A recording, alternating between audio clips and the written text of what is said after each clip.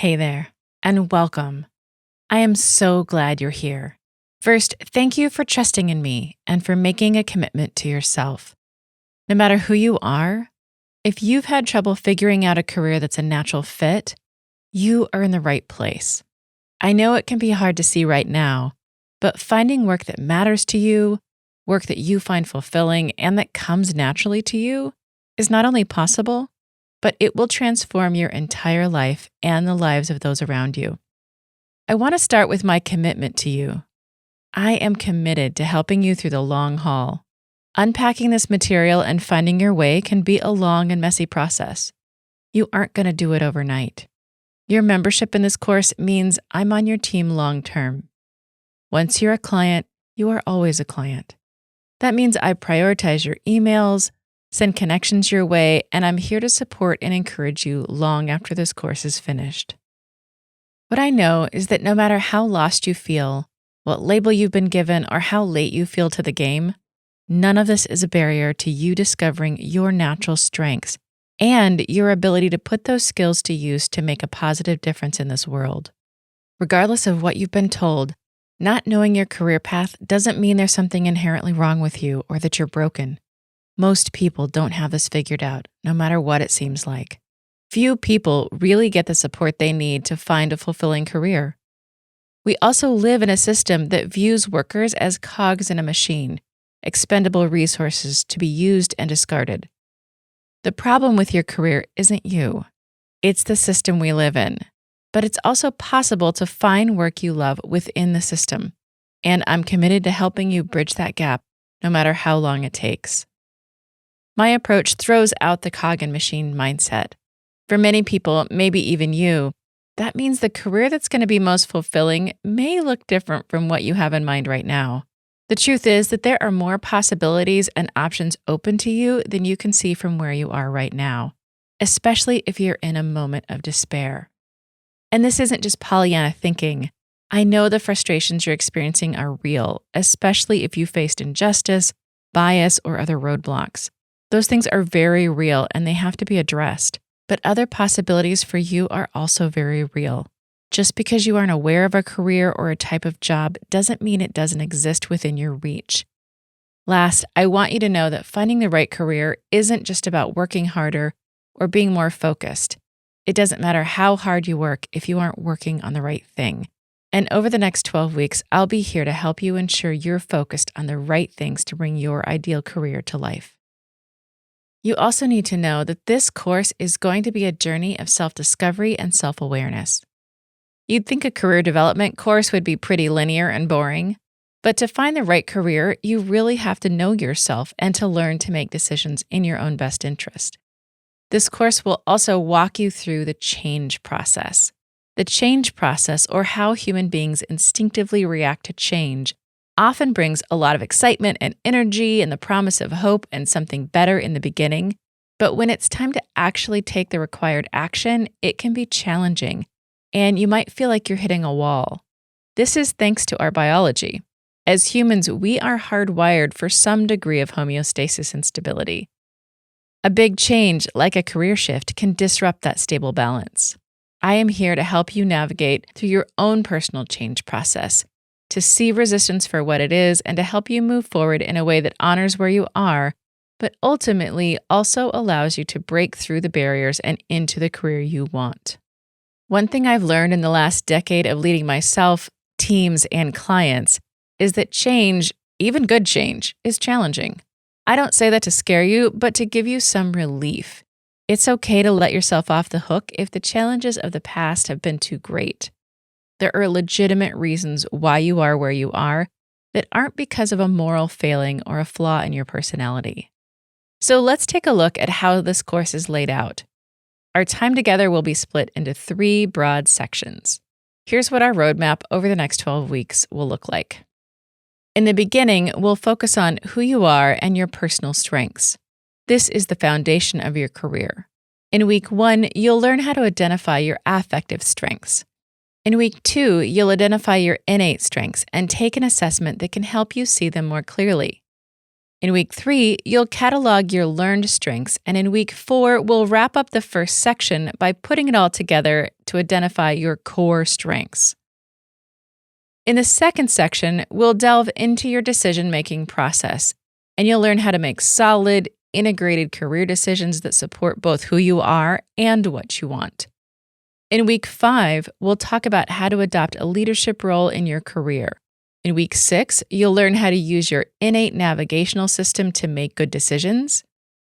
In week 7, you'll learn how to know when your instincts are running the show.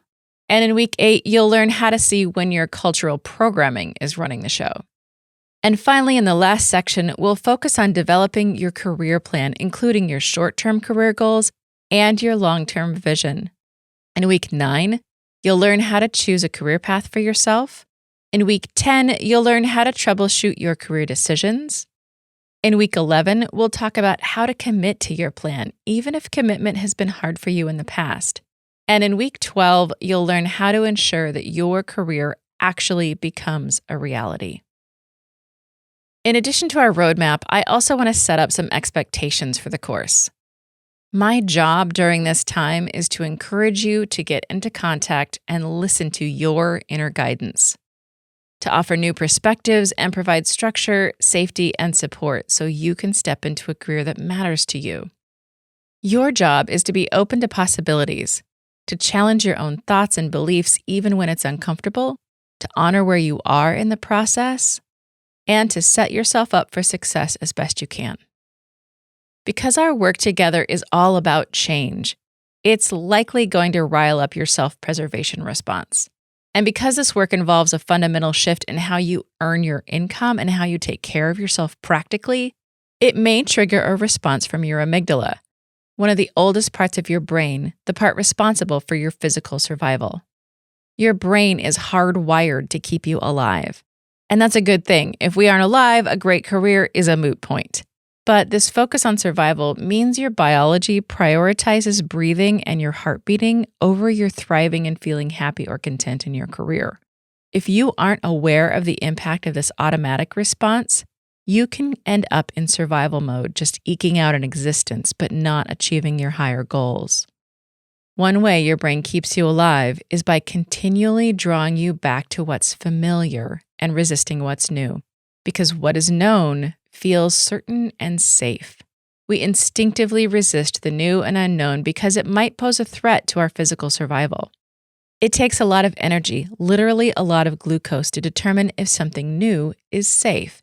And because your brain is incredibly efficient, it may prevent you from taking action on anything it doesn't deem necessary for your immediate survival. If you notice your mind is dismissing or resisting something in this course, it's worth taking a second look to make sure you aren't just having an instinctive reaction to something that's new and unfamiliar. I'm not saying you should take everything I say as gospel. You shouldn't. I'm simply encouraging you to take a second look at your habits of thought to see if they're preventing you from the change you desire. One way your mind might resist new information is thinking, I already know this. If that comes up for you, it's worth considering that if you're hearing something you, quote, already know, but you aren't actually doing it, there may be a reason you need to hear it again right now. Another automatic defense to new information is, quote, reasonable objections or dismissing an idea right off the bat because it doesn't seem practical in the moment. This type of resistance can be really sneaky because it sounds logical, and lots of people will agree with you. But your objections may not be based in fact, and being reasonable may just be another way to keep yourself stuck in your current circumstance. Resistance can also sound like, you don't understand me, or my circumstances are special, or this doesn't apply to me. Again, in no way am I discounting what you know to be true for yourself or your lived experience. This is just an invitation to notice any resistance you feel and get curious about it. When I first started working with clients, I wouldn't even tell them about this potential resistance because I didn't want to create something that wasn't there, but it kept showing up. When I started giving people a heads up that resistance was possible, they actually had better outcomes. They were able to notice it, move through it, and they wouldn't get derailed. Now, I think it's one of the reasons my clients have a high rate of success, not just in figuring out a fulfilling career, but in also taking consistent action to make it happen. They know how to work with this part of their mind and not let it stop them. Other ways resistance to change can show up is feeling grumpy, reverting to old coping habits, arguing for your limitations, and feeling really angry about the gap between where you are and where you want to be. It's also not uncommon for some people to have a dark night of the soul at some point, or for life just to become more chaotic, like you just shook up the snow globe of your life. You may even notice that you start dropping things or tripping or start losing things. You might feel more irritable or get into arguments, or you may just generally not feel like yourself. This isn't a personal flaw. This is your brain trying to integrate a lot of new information, and that takes a lot of energy that has to come from somewhere, and that somewhere is often the ways that we cope with life or hold things together. The good news is that your responses to change will settle down, just like a snow globe. Again, I'm not forecasting that any of this will happen to you, but I also don't want you to be surprised if it does. And I don't want you to think that you are doing anything wrong. This is just a normal part of any change process. Also know that resistance is not a sign that you should stop moving forward. It's simply the part of your brain that's focused on survival freaking out because you're heading into something unknown. Even though this is likely a better unknown, it's not been proven survivable to this part of your brain. It's still untested, and this part of your brain, it needs evidence. Learning to navigate this type of temporary discomfort is one of the key skills you need to master if you are truly invested in changing your career. If you feel the discomfort of change, I want you to take it as a good sign that you're growing and expanding. It's a sign of progress. One tool to help you navigate all this change with more ease and comfort is learning to soothe and calm your nervous system. The basis of the technique I teach is breathing. I know it might sound cliche, but there's a lot of science to back up the benefits of using the breath to regulate the nervous system. Breathing techniques are not just used by people in self-development, they're also used by Olympians, professional athletes, divers, and soldiers. And there are a multitude of breathing techniques out there. If you have one that works with you, that's fantastic. Use it. And breathing isn't the only way to get calm. Many things can downregulate your nervous system, like physical activity, rest, and music. I teach this breathing pattern because it's easy to remember, it's free, it's always with you, and it's something you can do in public without anyone knowing what you're doing. This is not a religious or spiritual practice. It isn't mindfulness or meditation. This is a simple biological tool to move your nervous system from a sympathetic state, that activated fight-flight state, into a parasympathetic state, your rest and digest state. In fight, flight, or a defensive state, you can react, make decisions out of fear, and you can protect yourself, but you won't make the wisest, most creative, or most grounded decisions. That requires a calmer state of mind. So we're going to use the breath to consciously tell our physical body and survival instinct that we are safe. It's safe to learn new things, it's safe to consider new perspectives, and most importantly, it's safe to step into a better career. For this technique, you don't need to be sitting down or even have your eyes closed. You can do it anywhere, even if you're walking or driving. So let's go ahead and begin. Wherever you are, bring your awareness into your physical body. Take a couple of deep breaths.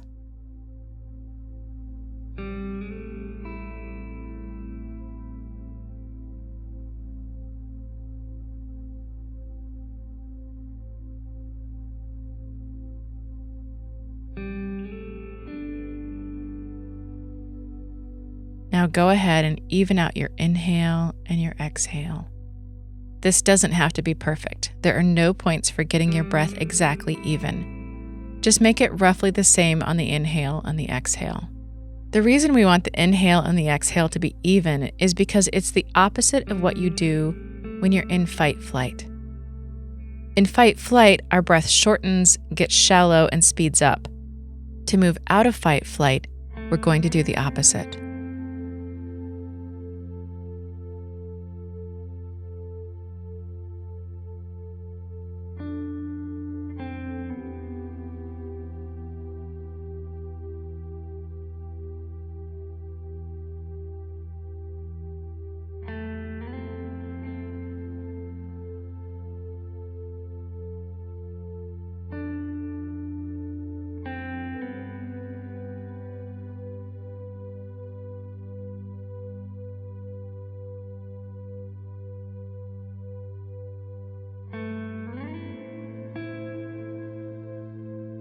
During this exercise, your mind may or may not be quiet, and that's not the point of this.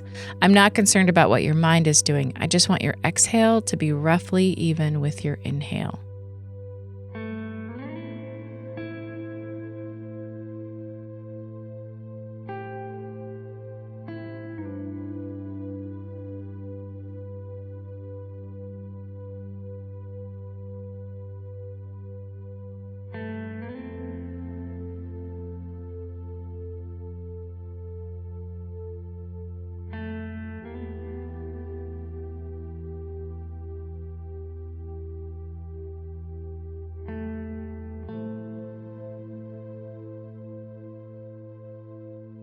Now, as your breath becomes roughly even, I'd like you to elongate your exhale just slightly.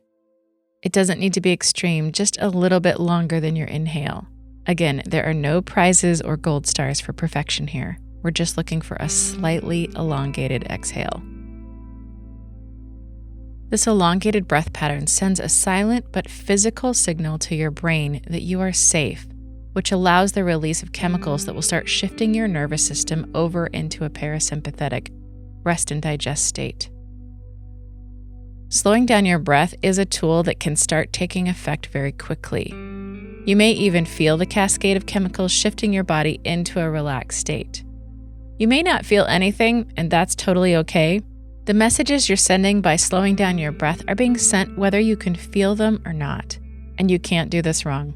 Whatever you're experiencing is just fine.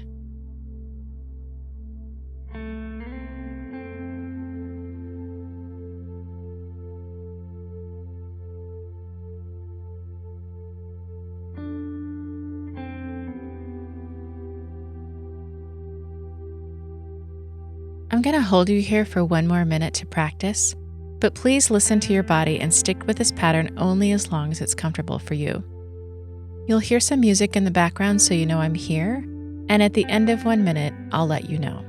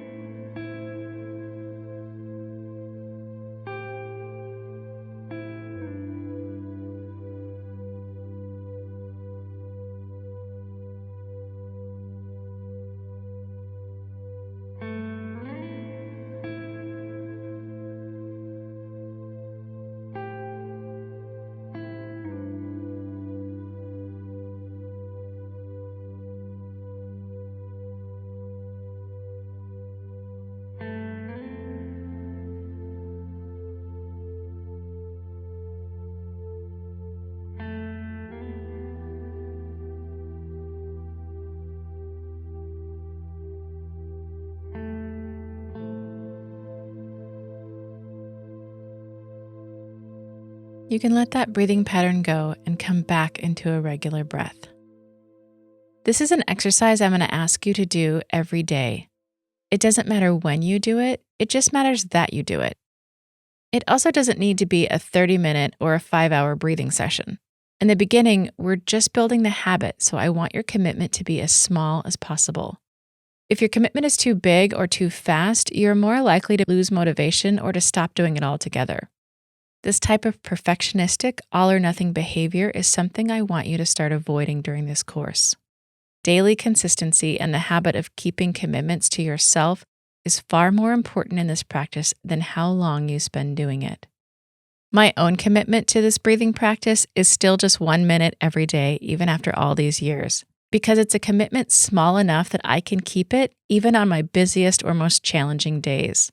Over time, my typical daily practice has grown in length, but the commitment is still just 1 minute a day. It's one way I can ensure that I'm setting myself up for success. The point of this exercise is to build the physical skill of getting yourself into a calm state quickly and on command. And just like going to the gym, the more you practice, the more likely you are to have it at your fingertips when the stakes are high and you need it most. To help you, I've included a 1-minute recording of the breathing exercise for you in the resources for this section. I've also added a link to the free timer that I personally use. It's not required, but many people find it helpful to track their progress. You're also welcome to friend me on that app, and I'd love to practice with you. Now that you're in a calm, parasympathetic state, I'd like you to imagine waking up early, just before the sunrise, excited about a cool adventure that starts as soon as you're ready.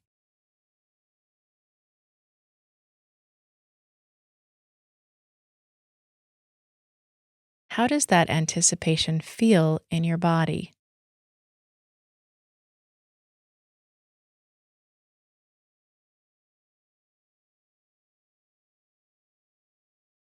What are your physical sensations?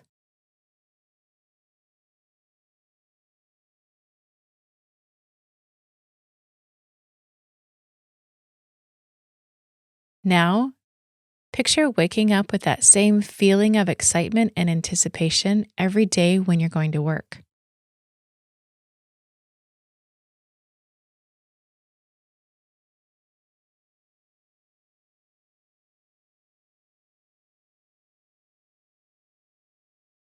How would it affect your morning routine, what you eat, your phone calls, and your mood?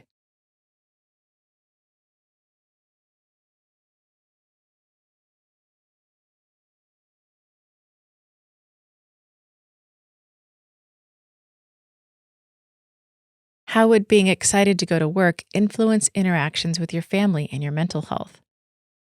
Would it change your outlook on the future?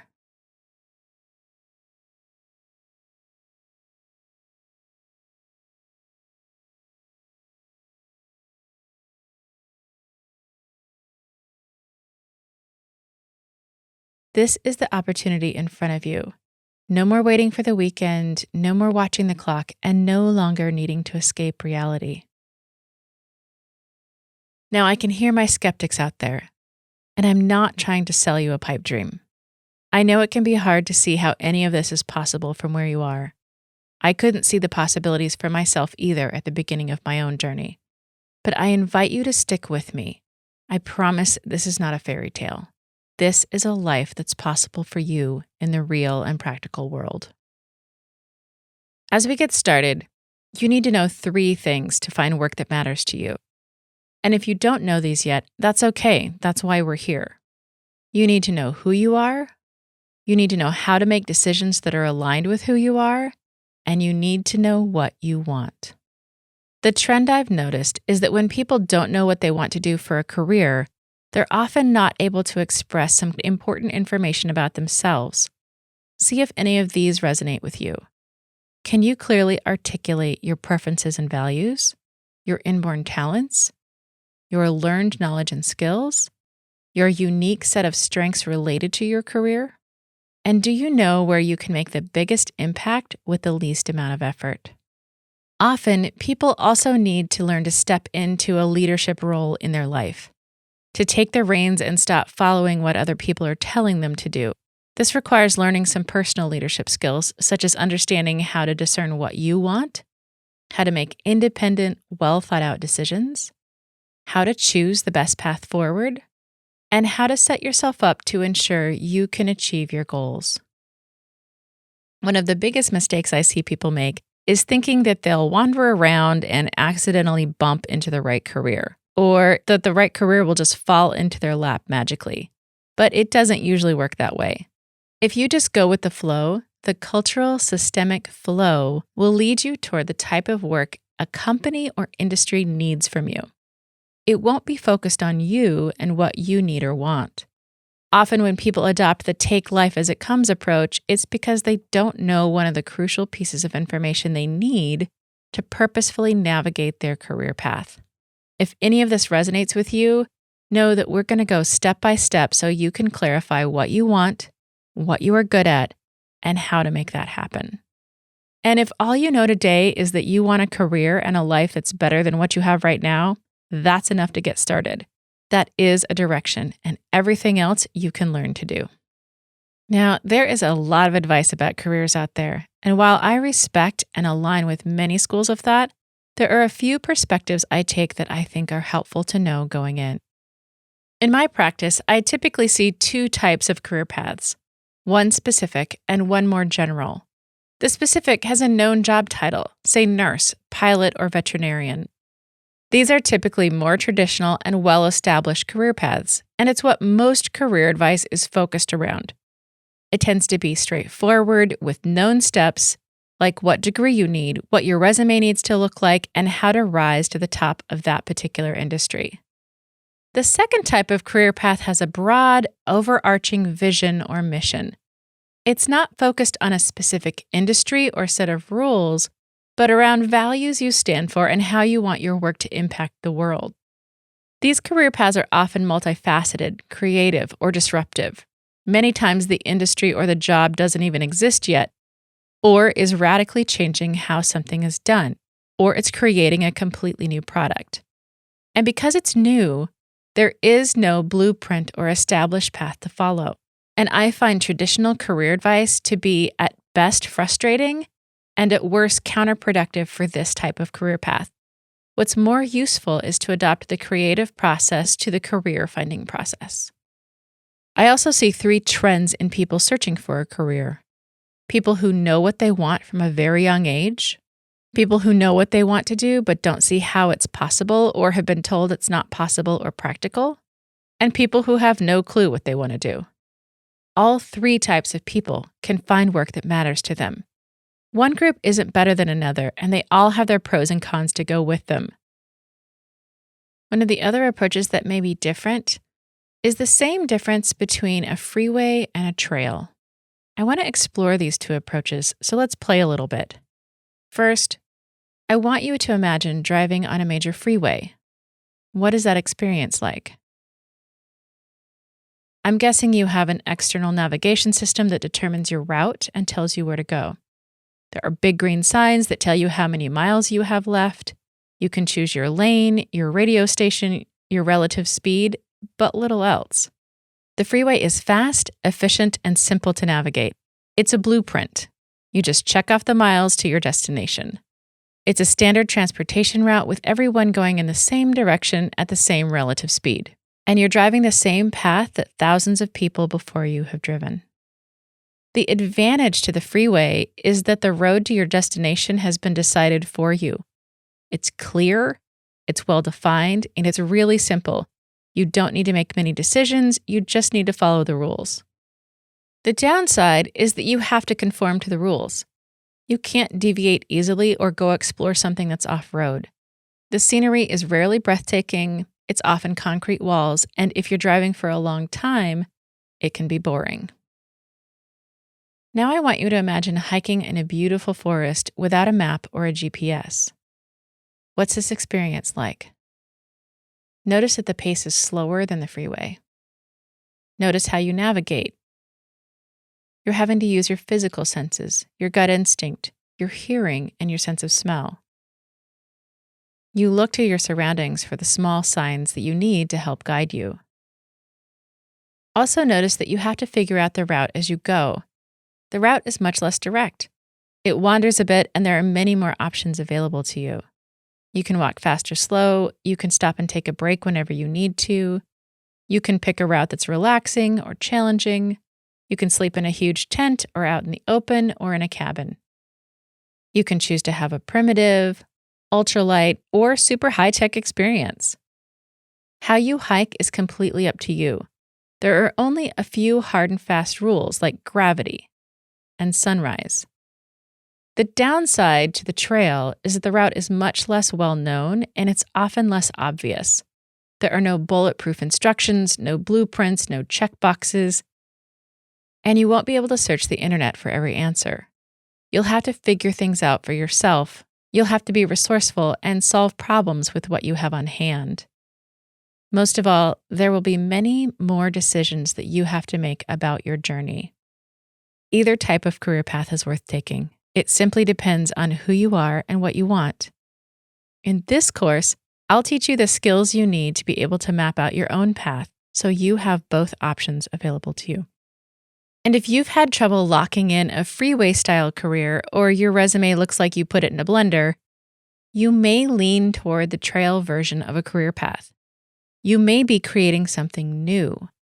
This style often benefits from taking the overarching vision or mission perspective I spoke about before, where your work fits under the umbrella of a larger goal. If this is you, know that the doubts you have, the feelings of not fitting in, and the failed attempts at following traditional career track advice don't indicate a problem with you, but with the approach you've been taking.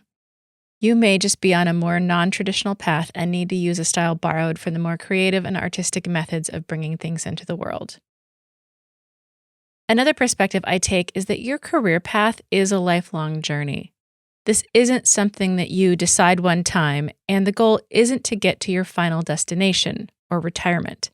The goal is to enjoy your work. A long-term fulfilling career will always be growing, changing, expanding, and making a greater impact. In this course, I won't direct you toward the one job that's going to be perfect forevermore. Not only is that not typical in the modern economy, it doesn't allow you to grow. I will urge you, however, to define your larger mission. What impact do you want your work to have in the world over your lifetime? Careers like this can take time to unfold, and overnight success is not something I believe in.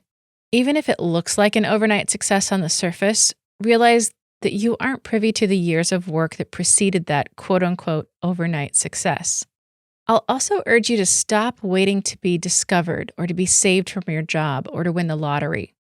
Those are just ways your brain keeps you stuck in your current career cycle. Since it's going to take time to build a great career, why not start planning the next step of that journey right now?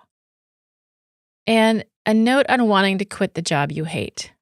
As unromantic as it sounds, I usually advise people to stay in their current job unless it's dangerous for their mental or physical health, or unless they have some kind of significant financial cushion.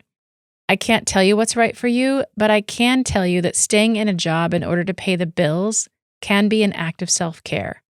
I can also tell you that the process of finding an ideal fit can take time, and the panic of not having an income can hinder your ability to make the change you want more than the stress of staying in your current job.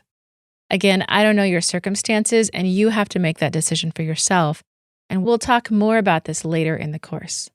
The last important perspective is the value of focusing on enhancing your strengths rather than fixing your weaknesses. We are biologically wired and culturally conditioned to focus on what's wrong. I'm not saying we shouldn't grow and change, but the mindset that there's something wrong with you that you need to fix throws you off balance right out of the gate. It pulls you out of your sense of confidence and personal power. Focusing on your strengths sets you up on a solid foundation from the beginning. Before I discovered this concept, I took it for granted that I had to fix everything that was wrong with me before I could be successful. I hadn't thought about consciously working to enhance the things that came naturally to me. And it certainly didn't occur to me to choose a profession where my weaknesses were seen as strengths. And here's the reasoning behind this perspective. You can only build and grow on something solid. Your strengths are the foundation of your career. Your career is built on your desires, skills, abilities, values, and character. And it's the reason I take a third of this course to ensure that you can clearly express what your strengths are. The mindset isn't to totally ignore your weaknesses, especially if it's preventing you from realizing your goal. Sometimes we do need to make sure we have a base level of competence in an area. But if you get lured into spending too much time there, it's a sign you're not on the right career path and you're wasting precious energy you could be using to skyrocket your natural talents. So how do you get around the things that you aren't good at? Sometimes that looks like just doing your best and moving on. Sometimes we need to create habits or learn a skill if it's something we have to do ourselves or do a lot. And sometimes it looks like asking for help or delegating the task. For example, accounting is definitely not in my natural wheelhouse. Even though I grew up in a family of accountants, I've taken classes in accounting, and I've done everything from accounts payable to executive level finance as part of my previous jobs. But no matter how much I practice or study, I'm probably as good as I'm ever going to get at it. And truthfully, I don't really like doing it, and I'm not naturally gifted at it. I'm just competent. But when I opened my practice, I knew accounting was important because I wanted to be ethical and financially solid. But I also knew I wasn't a natural in that area and I shouldn't be spending a lot of energy on it. So in the beginning, I used automated accounting software. I set a repeating calendar event to remind me to look at my accounts. And I listed out everything I needed to do each month so I didn't have to remember it. All of this was to reduce the amount of time and energy I had to spend on it until I could hire a professional. And the funny thing is, hiring her just deepened my belief in the power of not just working in your own area of strength, but also hiring people who work in their area of strength. When I hired her, I asked for her Colby A, an assessment that measures a person's natural action style. And it showed she had an inborn talent for creating systems like accounting. But after working with her, I realized she had a triple strength. Not only did she have a natural gift, she was educated and experienced in accounting, but most importantly, she loved it.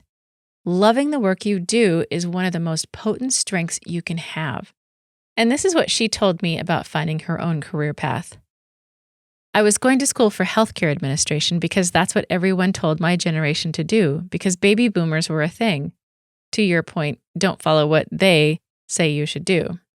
I was also terrified to take my first accounting class because, quote, they said it was so hard.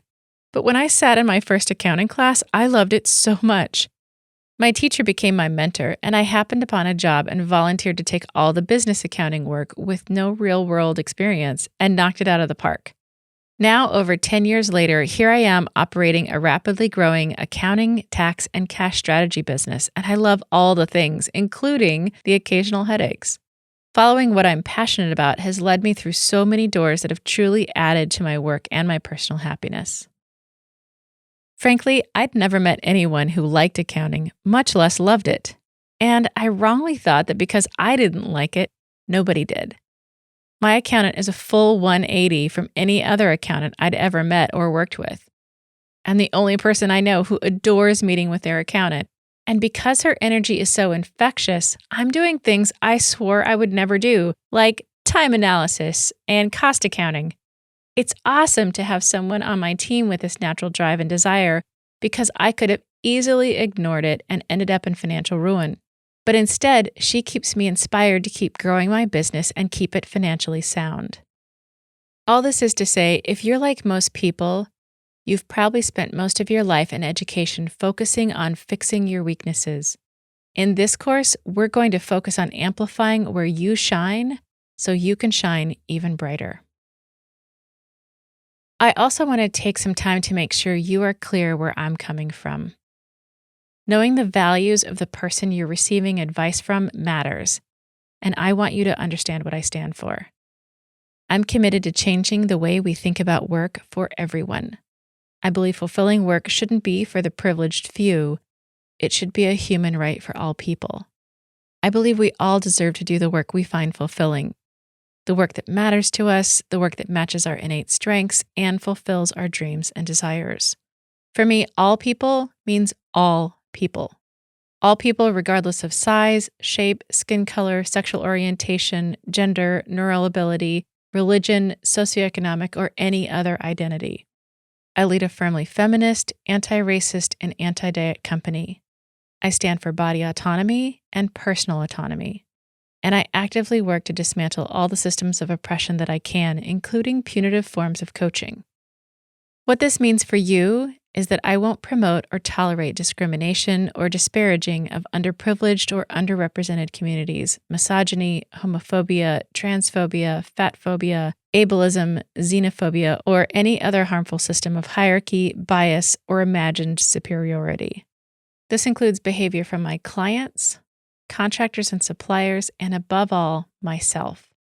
I am actively learning and working towards a deeper awareness of my own privileges and blind spots, and I'm working to edit my own language and beliefs accordingly.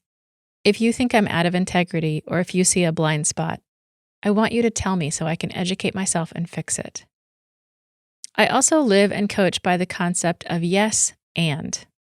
Yes, some circumstances are completely out of our control. And we can still maintain some control over parts of our lives, even if it's only 0.1%. Yes, you are part of a greater system that you didn't create, and you can still maintain some degree of dignity, choice, and ability to change your circumstances. My personal background includes experiences of violence, bias, and abuse that I've done the work to heal. These experiences help me bring a sensitivity to my work that's rooted in the deep understanding of the impact trauma can have on a person's ability to achieve their goals and dream of their future. I know that fulfilling work is irrelevant if your daily experience is traumatic and terrifying. I also know that having a job you hate or suffering through your workday every day negatively affects everything from your mental health and your confidence, which impacts your performance and earning capacity, to your ability to show up in your relationships, to care for yourself, and to contribute positively to the world. I also believe that working in a job you hate isn't simply your failure as an individual. It's not about your bad choices or your ability or your need to work harder. It's a result of a culture and a mindset that saturates our society. And when I say fulfilling work, I mean fulfilling to you. Work that celebrates and uses your innate talents, aligns with your desires, and provides adequate income and enriches your life. Last, I am not the all-knowing expert on all things you. My role isn't that of an expert or an oracle over your life. You know you best. I'm here to partner with you and share with you what I know. My job is to help you listen to your inner guidance, strengthen your confidence in yourself, and cheer you on so you can pursue your dreams. I also believe the world is full of untapped talent, and that positive change is possible for anyone, including you. I do this work because I know that the more people who are able to have work that matters to them and work they care about, the faster we can bring about the positive changes that are needed in our world. To wrap up, I want to give you 6 things that will help you get the most out of this course. First, I encourage you to read or to listen to the material and then set aside time each day, about 20 minutes, to spend on the exercises.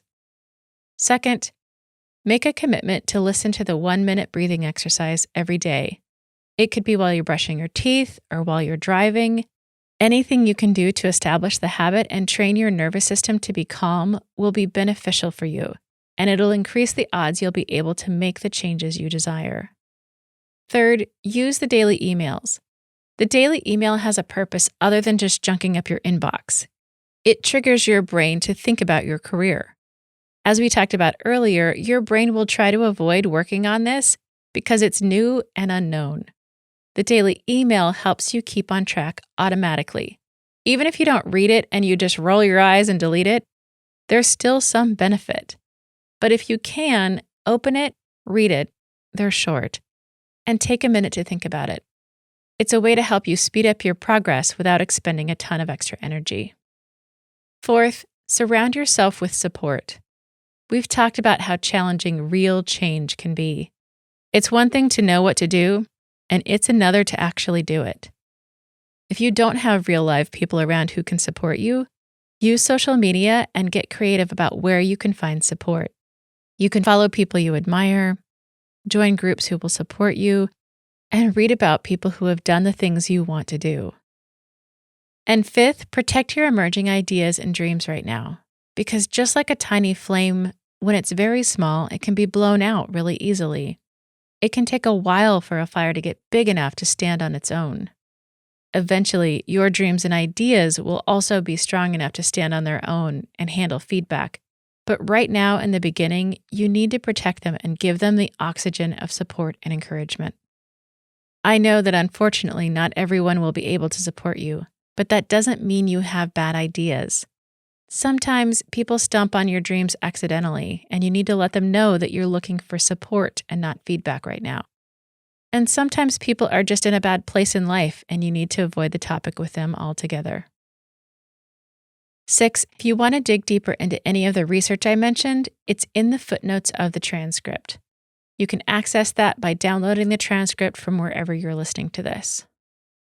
As you start this journey, I want to remind you that you are not broken, nothing is wrong with you, you are not behind. There is a reason you haven't found the career that resonates with you yet. You live in a society that values conformity, a society that doesn't teach you to listen to your inner guidance and trust yourself. I promise you that no matter how lost you feel, how disconnected you are from your own desires, deep down, your dreams are there, and I am here to help you discover them.